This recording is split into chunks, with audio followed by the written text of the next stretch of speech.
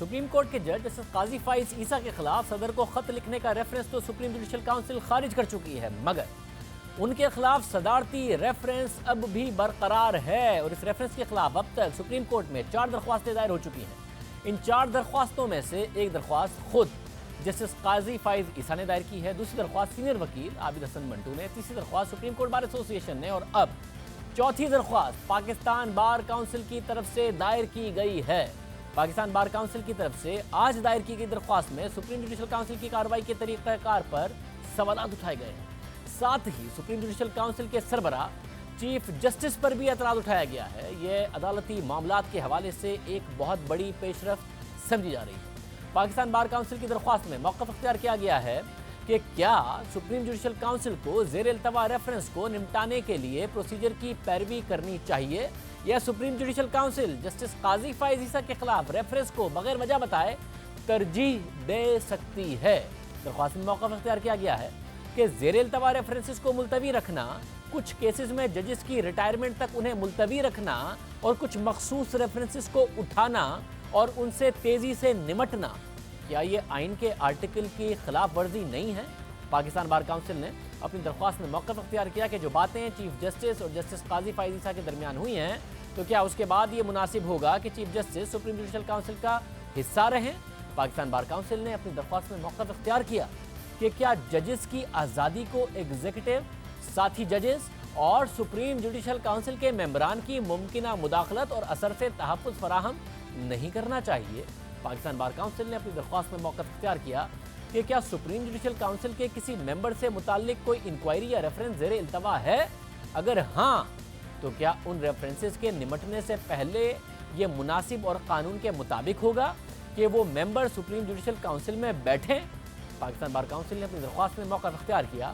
کہ کیا supreme judicial council کا دائرہ کار ان افراد تک بھی جاتا ہے جو سپریم کورٹ کے جج نہیں ہیں؟ کیا سپریم کورٹ کے کسی جج کا احتساب ان اثاثوں سے متعلق کیا جا سکتا ہے جو ان کی اہلیہ اور بالغ بچوں کے نام پر ہو اور اہلیہ اور بچے جج کے زیر کفالت نہ ہوں؟ پاکستان بار کونسل نے اپنی درخواست میں موقف اختیار کیا کہ ایسا لگتا ہے کہ جسٹس قاضی فائز عیسیٰ کے خلاف ریفرنس کی تفتیش غیر معمولی تیزی کے ساتھ کی جا رہی ہے اور ان ریفرنسز سے پہلے کی جا رہی ہے جو پہلے سے زیر التوا ہیں۔ پاکستان بار کونسل نے اپنی درخواست میں موقف اختیار کیا کہ جسٹس فائز عیسیٰ نے فیض آباد دھرنا کیس کا جو فیصلہ سنایا ہے اس میں اداروں کو اپنی حدود میں رہنے کی جو باتیں کی گئی ہیں اس سے سیاسی طبقوں میں بہت شور اٹھا، جس کے بعد فیض آباد دھرنے کے فیصلے کے خلاف 8 نظر ثانی کی اپیلیں دائر ہوئیں، جبکہ تحریک انصاف نے اپنی پہلی نظر ثانی اپیل میں جسٹس فائز عیسیٰ کے لیے بہت نفرت انگیز اور منفی زبان استعمال کی اور بعد میں اس نظر ثانی اپیل کو واپس لے لیا گیا اور اسے دوبارہ ترامیم کے ساتھ دائر کیا گیا۔ پاکستان بار کونسل نے اپنی درخواست میں موقف اختیار کیا کہ تحریک انصاف کی پہلی نظر ثانی اپیل خود یہ وجہ بتاتی ہے کہ تحریک انصاف کی حکومت جسٹس فائز عیسیٰ کے خلاف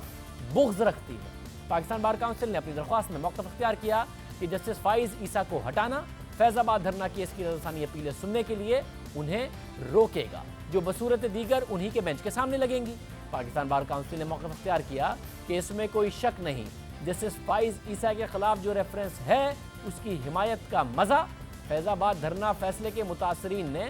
ضرور لیا ہوگا، جس کے بعد پاکستان بار کونسل نے اپنی درخواست میں کچھ گراؤنڈز بھی شامل کیے ہیں۔ پاکستان بار کونسل نے اپنی درخواست میں موقف اختیار کیا کہ ریفرنس کی ترجیحاتی لسٹنگ کی اگر کوئی وجہ موجود نہ ہو تو سپریم جوڈیشل کونسل کو ہر ریفرنس کو اس کے نمبر کے مطابق اسٹینڈرڈ پریکٹس کے طریقے سے نمٹانا چاہیے۔ پاکستان بار کونسل نے اپنی درخواست میں موقف اختیار کیا کہ سپریم جوڈیشل کونسل کے کسی ممبر کے لیے یہ مناسب اور قانون کے مطابق نہیں ہے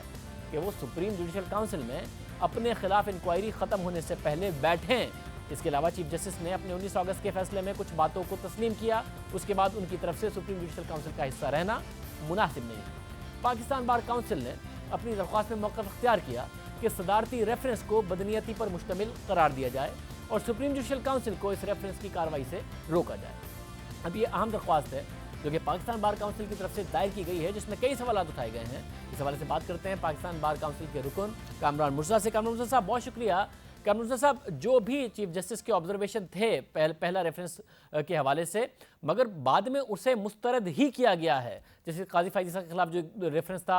सदर साहब को खत लिखने के हवाले से, तो आपको क्यों शक है कि चीफ जस्टिस को नहीं बैठना चाहिए? क्यों मुतालबा कर रहा है पाकिस्तान बार काउंसिल, जब पहले अपने ऑब्जर्वेशन के बावजूद और अपने सख्त जुमलों के बावजूद उन्होंने उसको रेफरेंस को मुस्तरद ही किया है काजी फाइज ईसा के खिलाफ?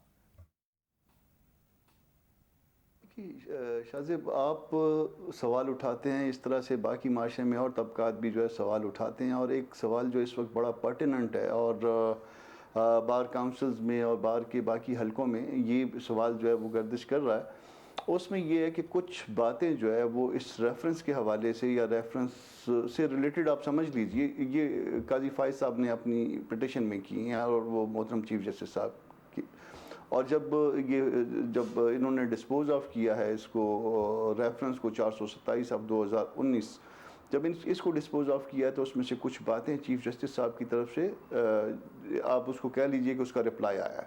जब ये एक ऐसी डेलिब्रेशन है, कुछ इस तरफ से आ गया कुछ उधर से आ गया,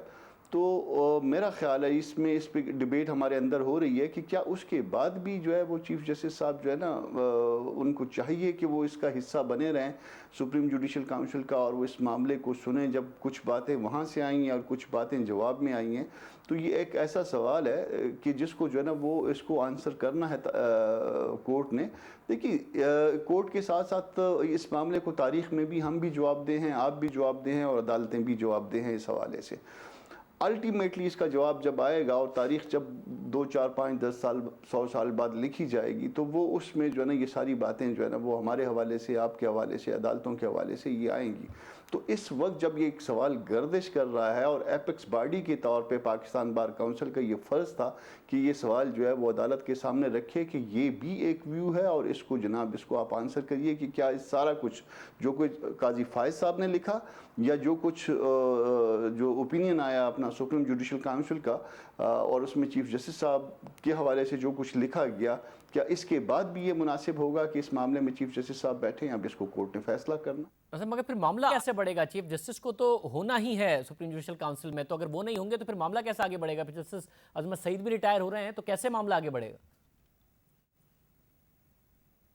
देखिए, चीफ जस्टिस उसका लाजमी हिस्सा हैं, शायद कोई बाकी तो अगर कोई रिक्यूज़ कर देता है तो उसकी एब्सेंस में भी शायद मामला चल सकता है। तो एक इसके लिए जो है ना वही तरतीब वाली बात है कि इस वक्त भी कोई 26, 27, 28 जो है ना वो रेफरेंसेस पेंडिंग हैं। अगर इसको अपने नंबर पे ले लिया जाए तो मेरा ख्याल है कि फिर अगर दिसंबर के बाद इसकी बारी आए तो भी कोई ऐसी बात नहीं है, कोई इतना तो कोई ऐसा कोई मामला खुदा न खास्ता कोई ऐसे इंटेग्रिटी के हवाले से कोई मामला तो इसमें दरपेश नहीं है। तो अगर 2-4 महीने बाद भी ले लिया जाए इसको, और इस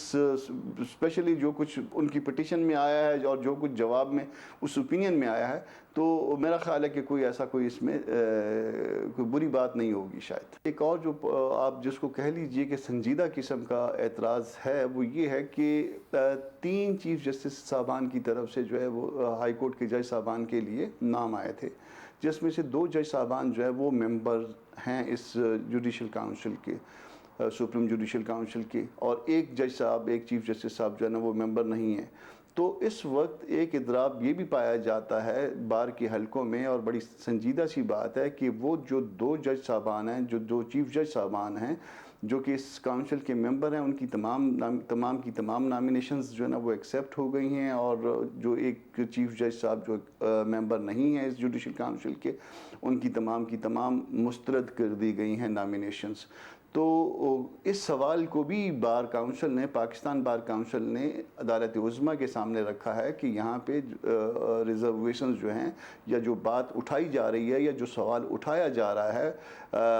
बार के संजीदा हलकों में, कि आप इसको भी आंसर करिए कि ये क्या इसमें बात हुई कि जो दो सूबों से बावजूद एतराज़ात के, बार के एतराज़ात की जो नॉमिनेशंस आती हैं और जो मेंबर साहबान हैं उनकी एक्सेप्ट हो जाते हैं और जो मेंबर नहीं हैं उनके रिजेक्ट हो जाते हैं। तो क्या इस तनाजुर में, इस बैकग्राउंड के साथ, क्या इस रेफरेंस को इसमें प्रोसीड करना जो है वो क्या मुनासिब होगा? बहुत शुक्रिया कामरुजा मुर्तज़ा साहब हमारे साथ थे। बहरहाल आला अदलिया का जो पहला रेफरेंस के हवाले से फैसला है उसमें लिखा हुआ है कि 6 महज रेफरेंसेज हैं जो कि ज़ेर इल्तवा ہیں. اب یہ اعتراض ہو رہا ہے کہ پہلے جو ریفرنسز ہیں ان کو نمٹایا جائے اور اس کے بعد اسی حساب سے اس سے نمٹا جائے. زیادہ تعداد بتائی جا رہی ہے, فیصلے میں 6 تعداد لکھی ہوئی ہے. آج کے پروگرام میں اتنے, اب سے پروگرام میں ملاقات ہو جاتی ہے. اللہ حافظ.